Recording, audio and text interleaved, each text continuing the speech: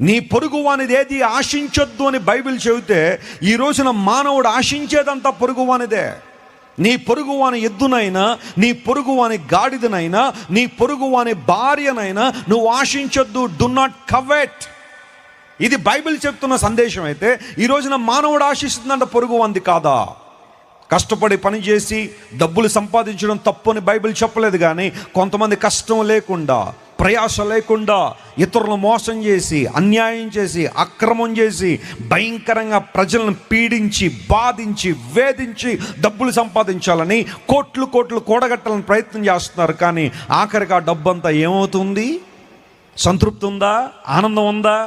పాపం మనిషికి ఎప్పుడు కూడా ఒక పాయింట్ దగ్గరకు వచ్చిన తర్వాత ఇంకా చాలు అనదు. పాపం ఎప్పుడు కూడా ఇంకా కావాలి, ఇంకా కావాలనే ఆలోచనలోనే మనిషిని ఈడ్చుకుని పోతా ఉంది.